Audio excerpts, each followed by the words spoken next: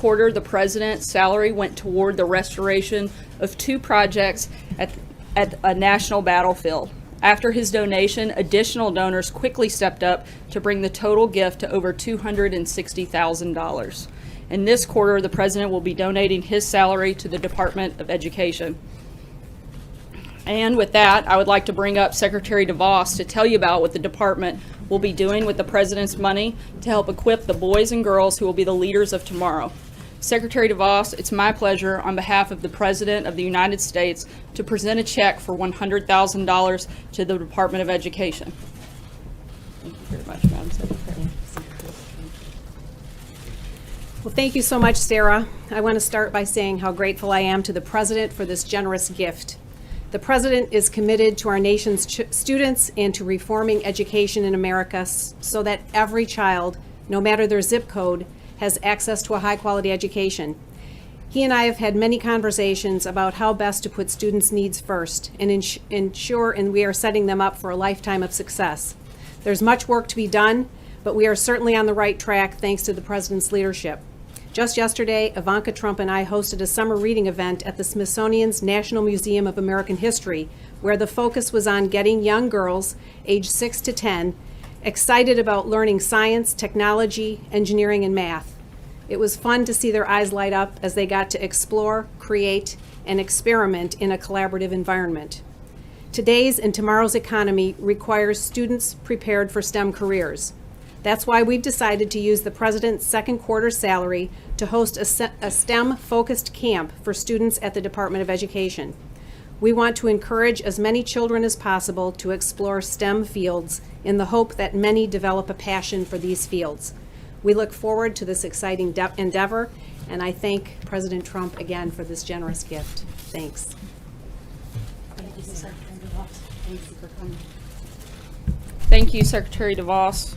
Thank you for coming and being here for that today. Now, I know Anthony's probably a little bit disappointed that he's not up here today, but since he did some TV this morning, he was able to go ahead and get his hair and makeup done, so I think he'll be okay. As Anthony said when he was up here last week, we're looking to mix things up a little bit. From time to time, I'd like to give us all a little reminder of why we're here every day, which I imagine for most of us is because we love our country and want to make it better. I've spent a lot of time around the president over the last year, and I know exactly why he's here. He's tough, he's a fighter, he's a strong leader, and he's somebody who deeply loves this country. And he loves its people, and he wants to make America great again. In Washington, it's often easy to go to work, get lost in the process, and forget why we're here every day. The reason we're here is to serve the American people. And today, I'd like for you to indulge me and let me tell you a little bit about what that means for me. To the best of my knowledge, I'm the first mom to hold the job of the White House press secretary. That says less about me than it does about this president. It's not just with personnel, it's about people and it's about policy. Empowering working moms is the heart of the president's agenda, particularly when it comes to things like tax reform. I have 3 children, and the oldest, Scarlett, starts kindergarten in a few weeks.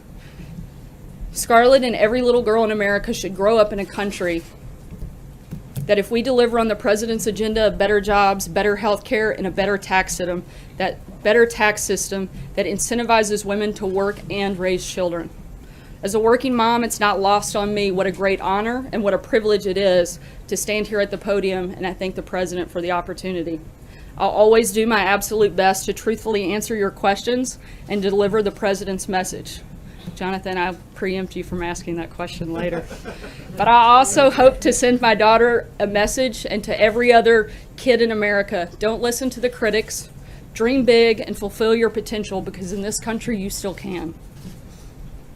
To remind us a little bit more often about some of the forgotten men, women, and children that we're here to serve and that the president is fighting for, we're going to start the White House briefing every once in a while with a letter or an email that we may receive from some of those individuals.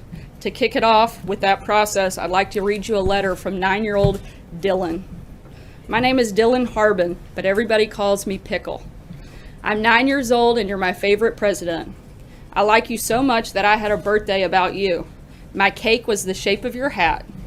And then Dylan goes on to ask a few questions. How old are you? Dylan, President Trump is 71 years old. How big is the White House? The White House is 168 feet long, it's 70 feet tall on the south side and 60 feet 4 inches tall on the north, and it takes 300 gallons of white paint to cover the exterior of the White House residence. It has 132 rooms and approximately 55,000 square feet. How much money do you have? Dylan, I'm not sure, but I know it's a lot. I don't know why people don't like you. Me either, Dylan. You seem really nice. Can we be friends? I'm happy to say that I directly spoke to the President, Dylan, and he would be more than happy to be your friend.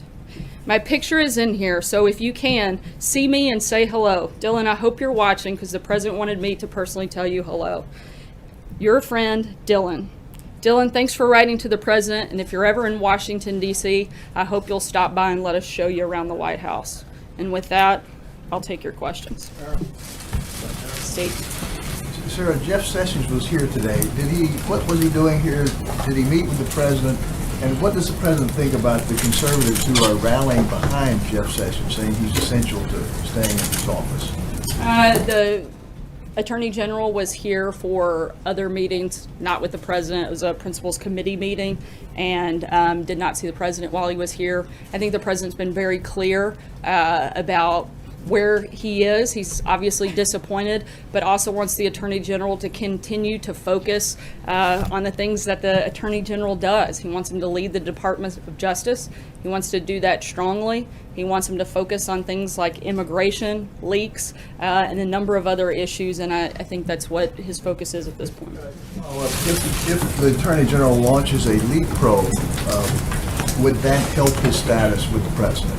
I don't think that's the nature of the relationship. Again, I think that the President is disappointed. He stated that, and I don't think there's anything more to add beyond that at this point. Sarah, thank you. A couple of questions about the new policy on transgender service members the President announced this morning.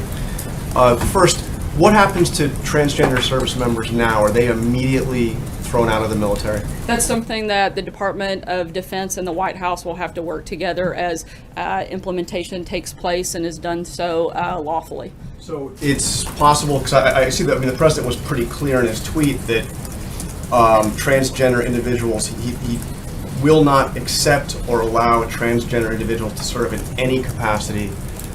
So does that mean that those that are now in theater, that are now deployed to Afghanistan, for example, will have to be immediately sent home and Again, discharged? the implementation policy is going to be something that the White House and the Department of Defense have to work together to lawfully determine. And, I would imagine the Department of Defense will be the lead on that and keep you posted as that takes place. Why did he decide to do this, given that during the campaign he had declared that he would protect the rights of transgender individuals? He said he would be better on this issue than Hillary Clinton, and now he's turned the clock back on this issue regarding the military.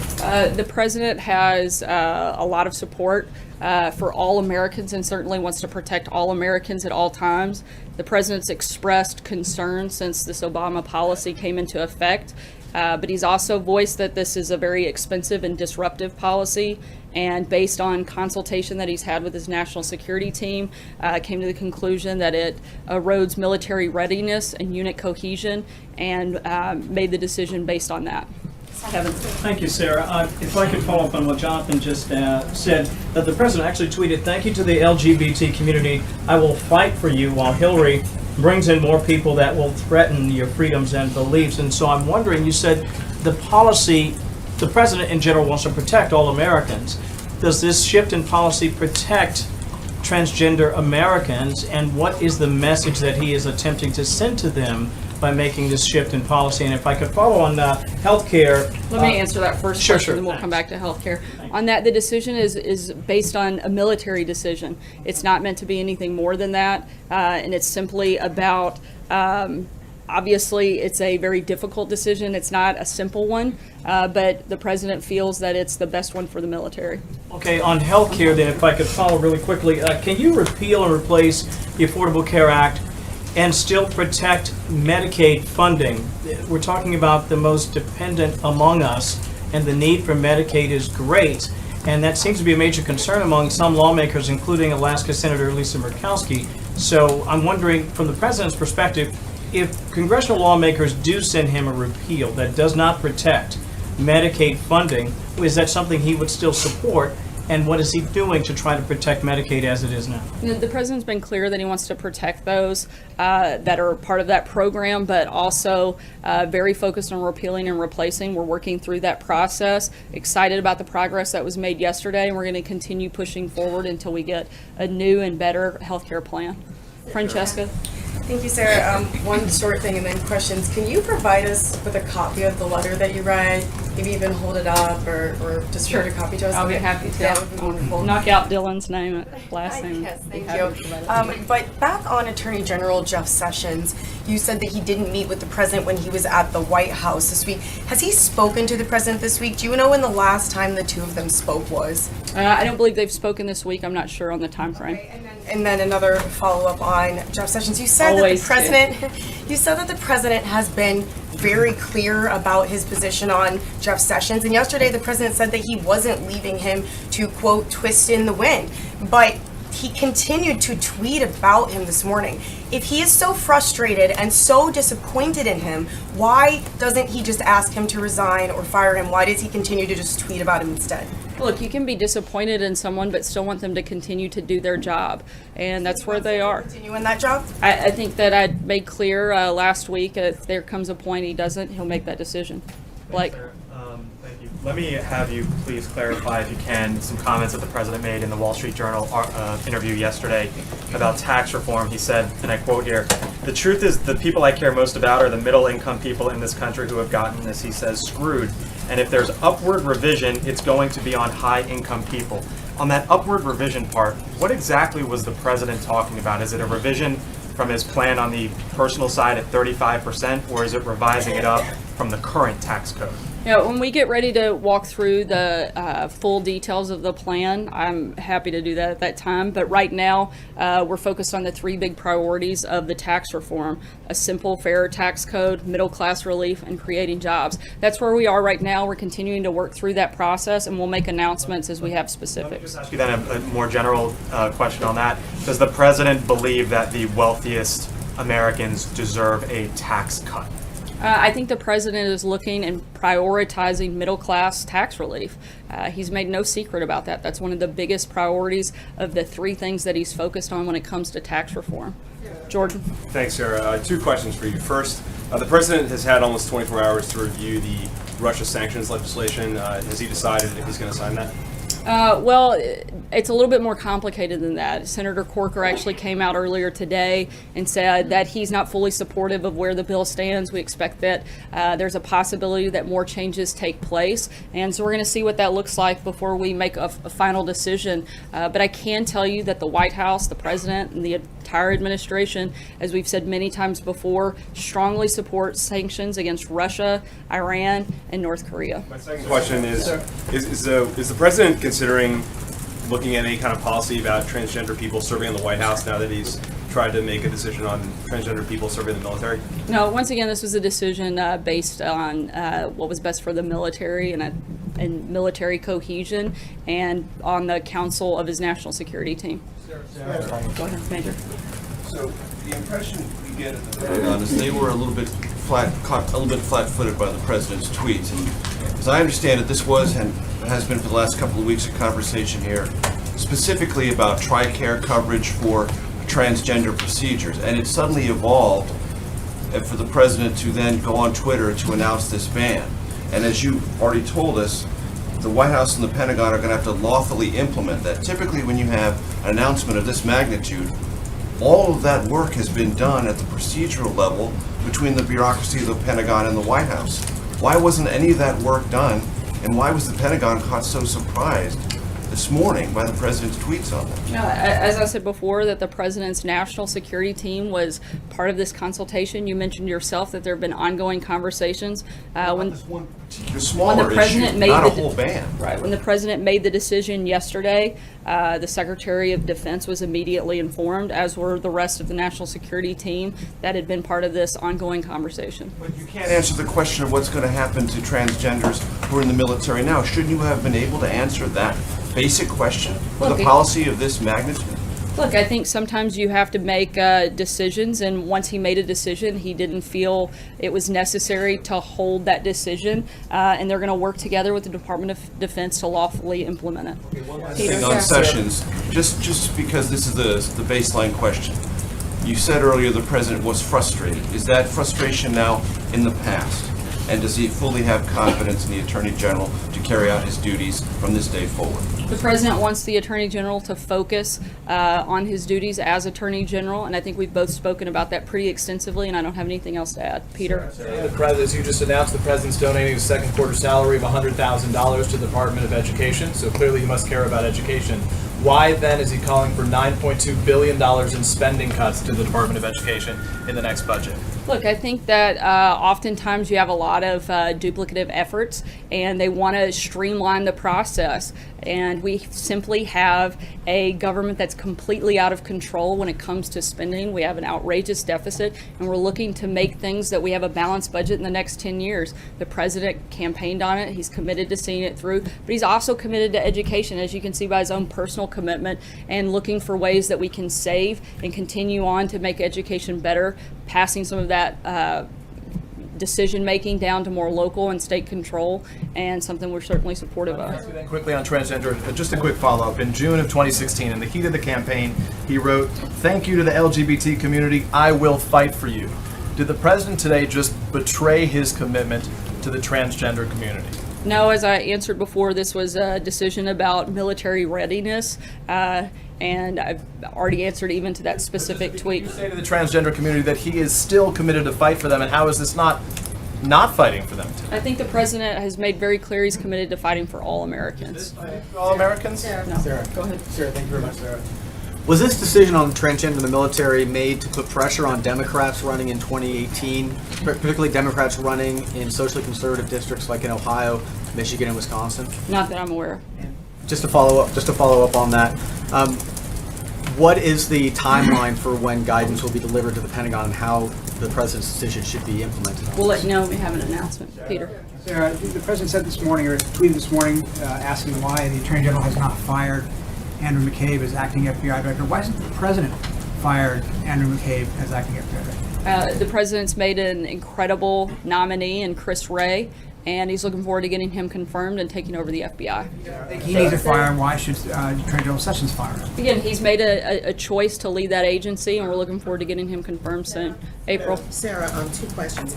One, following up on Major with TRICARE and the transgender community. There's been a concern from the transgender community before President Trump became President Trump that if Obamacare changed to Trumpcare, they were wondering if they were able to get the procedures to help them complete their phases of becoming the other sex or the other gender.